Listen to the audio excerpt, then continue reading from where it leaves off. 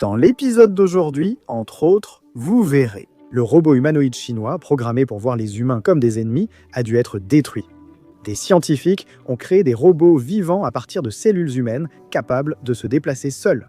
La Chine lance le plus grand dirigeable éolien fournissant une énergie propre depuis le ciel. Des scientifiques ont fabriqué des ovules humains à partir de peau, formant ainsi des embryons. NVIDIA présente le moteur Newton et Jaggroth, et c'est ici que les robots commencent à raisonner avant d'agir. Allons comprendre tout cela. Musique. Bonjour impressionnés et impressionnés, je suis Carlos Alves, voici Auréa, et vous êtes sur Tout Assure, réalité impressionnante musique.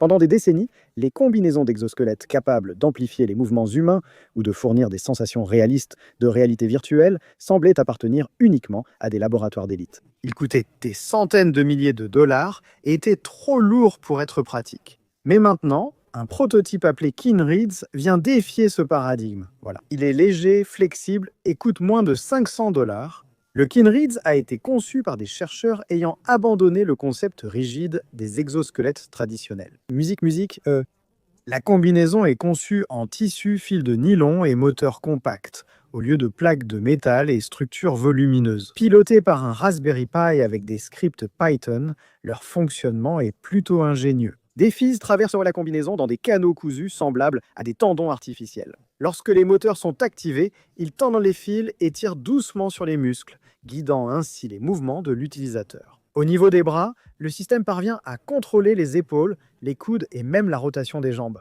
Il répartit la pression pour stabiliser les hanches et les genoux. Le résultat combine rééducation physique et transformation de l'expérience virtuelle. Pour renforcer l'immersion, les ingénieurs ont ajouté de petits moteurs vibrants le long des fibres. Ils bourdonnent lorsque les muscles se tendent, établissant un dialogue corps-machine que le cerveau interprète comme une anticipation de l'effort. Avec le temps, les utilisateurs dépendent moins des signaux artificiels et retrouvent leur corps naturel, ce qui pourrait révolutionner la physiothérapie et l'entraînement physique. Kinreads montre tout son impact en réalité virtuelle. La combinaison pèse moins de 5 kg, peut être enfilée en seulement 30 secondes et offre jusqu'à 120 N de force avec un retour vibrotactile de 200 Hz.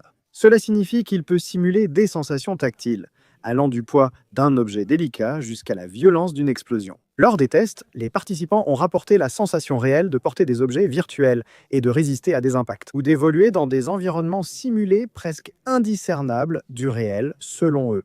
C'est très intéressant à tester. D'accord, accède vite et soutiens la chaîne Réalité Impressionnante. Merci. Je vais continuer à t'aider et toi à m'aider. Au revoir.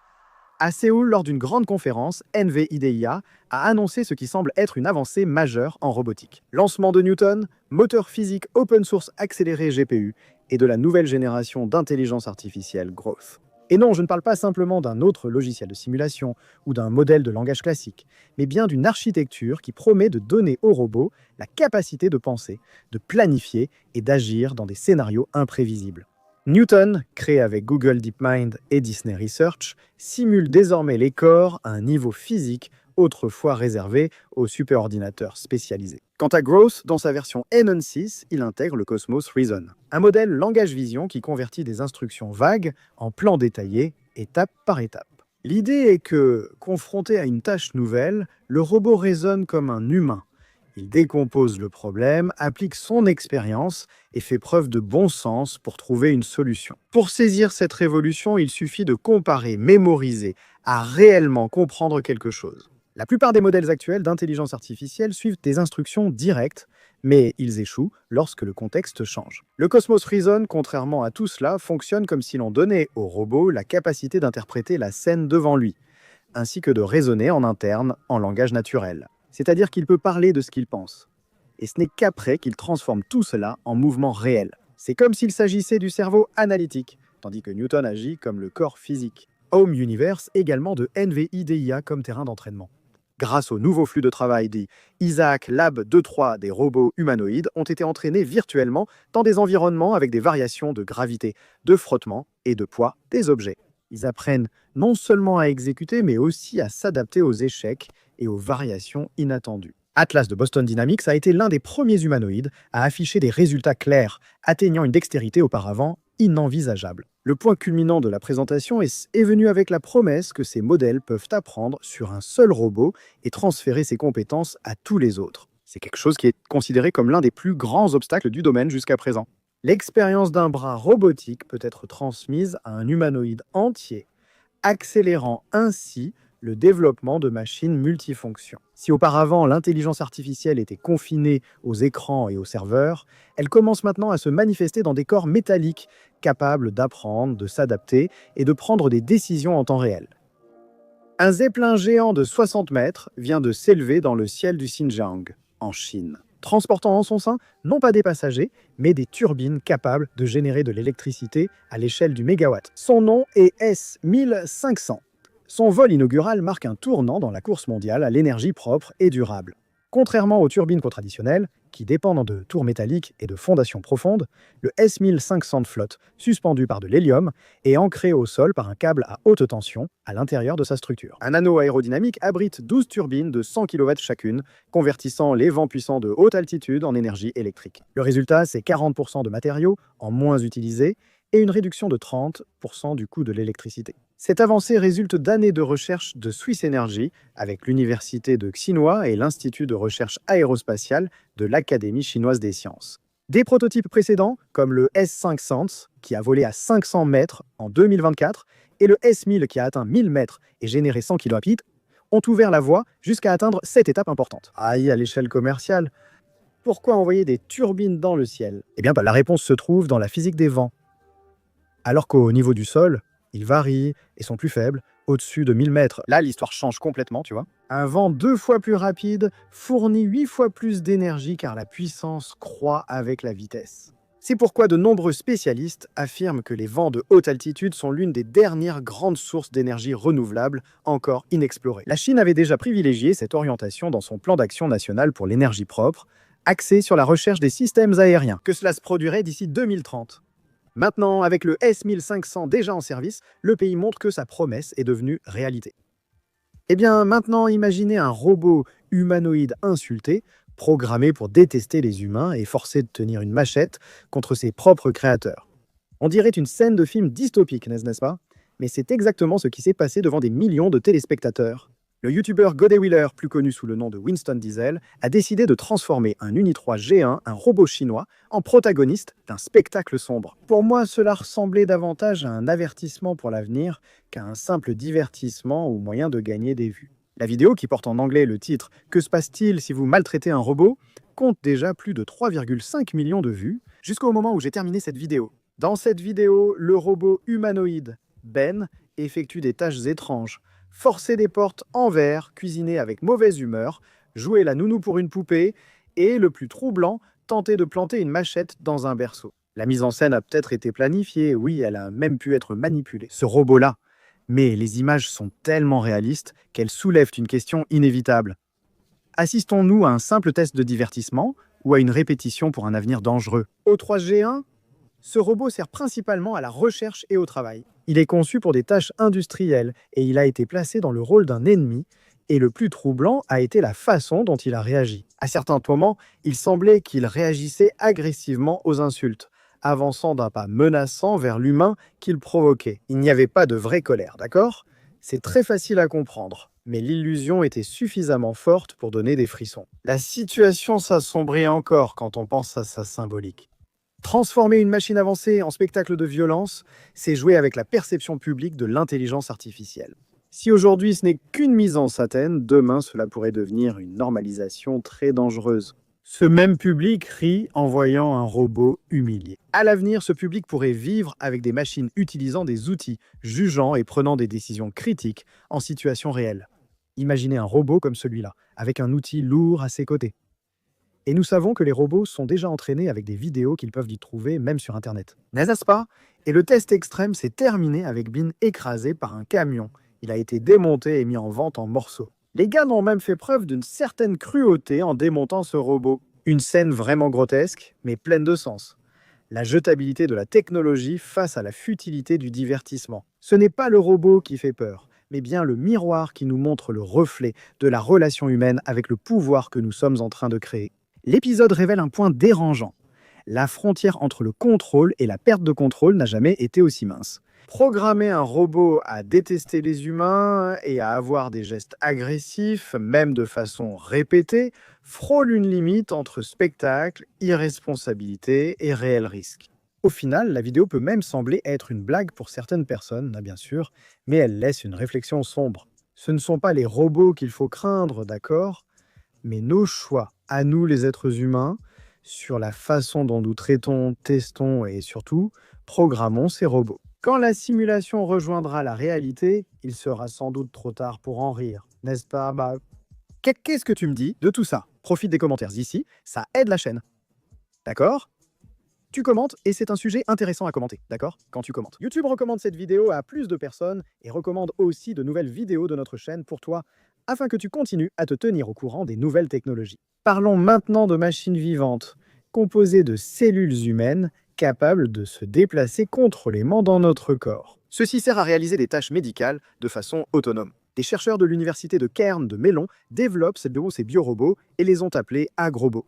Ils sont faits de cellules pulmonaires qui sont conçues pour avoir des mouvements personnalisables. Les biobots ne sont pas nécessairement une nouveauté dans notre monde. Les versions précédentes utilisaient déjà des fibres musculaires pour imiter de vrais muscles, mais les agrobots marquent un tournant décisif. Au lieu de dépendre uniquement des muscles, ils utilisent des cils, de petites structures qui ressemblent à des cheveux. Ils existent déjà dans le corps humain et chez d'autres organismes, aidant à se déplacer dans les fluides. La grande innovation ici a été la création d'une technique modulaire pour contrôler où ces cils apparaissent. Les scientifiques ont intégré des sphéroïdes de tissus issus de cellules souches pulmonaires, parfois génétiquement modifiées, dans le biorobot. De cette façon, ils peuvent littéralement choisir quelles parties auront des mouvements et lesquelles n'en auront pas, orientant ainsi la manière dont les biorobots peuvent nager ou se déplacer. C'est comme retirer les rames d'un côté du bateau, ce qui modifie sa trajectoire. Dhruv Vattan, doctorant impliqué dans cette recherche, a expliqué que ce processus permet un contrôle de la motilité sans précédent. La professeure associée Victoria Webster Wood a souligné que la conception modulaire et biohybride rend les agrobots programmables, biodégradables et biocompatibles. Ils peuvent agir dans le corps humain sans risque de rejet ni accumulation toxique. Les possibilités sont impressionnantes. Ces robots vivants pourraient être fabriqués à partir des propres cellules du patient, devenant ainsi des véhicules de livraison de thérapie hautement personnalisés. Et le potentiel est gigantesque. L'avenir de la robotique pourrait être biohybride, mêlant ingénierie et biologie pour créer divers outils, thérapeutiques ou non, qui vivent et se déplacent et qui, éventuellement, disparaissent naturellement après avoir accompli la mission qui leur a été confiée. Mission donnée est mission accomplie, n'est-ce pas? Et puisque l'homme ne vit pas que de robots, l'impossible est devenu réalité. Des scientifiques de l'Université de la Santé et des sciences de l'Oregon ont fait une découverte pouvant révolutionner notre compréhension de la fertilité humaine. Pour la première fois, des cellules de la peau ont été transformées en ovules capables de générer des embryons. Un exploit ouvrant la voie à des millions de personnes infertiles dans le monde rêvant d'avoir des enfants. Les chercheurs ont donné à leur technique un nom innovant, mitoméiose. La biologie connaissait deux modes de division cellulaire. La mitose, produisant des cellules identiques, et la méiose, formant des gamètes avec moitié moins de chromosomes. Les scientifiques ont créé une troisième voie inédite dans la nature. Le processus utilise une méthode historique, le transfert nucléaire des cellules somatiques. C'est la même base qui a servi au clonage de la brebis Dolly en 1997. Les chercheurs ont extrait le noyau d'une cellule de peau pour le transférer dans un ovule donneur vidé. Ensuite, le cytoplasme de cet ovule, entre guillemets, a appris au noyau à se débarrasser de la moitié des chromosomes, imitant ainsi la méiose naturelle. L'ovule haploïde obtenu est prêt à être fécondé par des spermatozoïdes. L'étude a produit et fécondé 82 ovules fonctionnels en laboratoire. La majorité des embryons se sont arrêtés au stade initial, de 4 à 8 cellules, mais environ 9% ont atteint le stade de blastocyste. Et cela s'est produit 6 jours après la fécondation. C'est similaire au taux naturel, où seul un tiers des embryons humains atteint ce stade. Cette avancée s'accompagne d'analogies puissantes. Imaginez transformer quelque chose d'aussi commun qu'une cellule de la peau en une graine de vie. C'est comme si la science avait trouvé un moyen de reprogrammer l'essence de la biologie, ouvrant de nouvelles voies là où la nature imposait des barrières. Mais comme le disent les auteurs, cet avenir reste lointain. D'accord? Au moins 10 ans de recherche restent nécessaires avant que cette technique soit sûre pour un usage clinique humain. Imaginez entrer dans un chantier naval et voir des robots humanoïdes travailler avec des ingénieurs et ouvriers humains dans des espaces confinés et difficiles. Ce scénario devrait se concrétiser grâce à la nouvelle collaboration entre le AIBS et Persona Intelligence Artificielle. L'objectif est, bien sûr, d'adapter des robots humanoïdes de niveau industriel à des tâches spécifiques de la construction navale, transformant ainsi non seulement la productivité, mais aussi la sécurité dans ces chantiers navals. Contrairement aux robots industriels traditionnels, ces humanoïdes sont conçus pour des environnements pensés exactement pour nous, les êtres humains.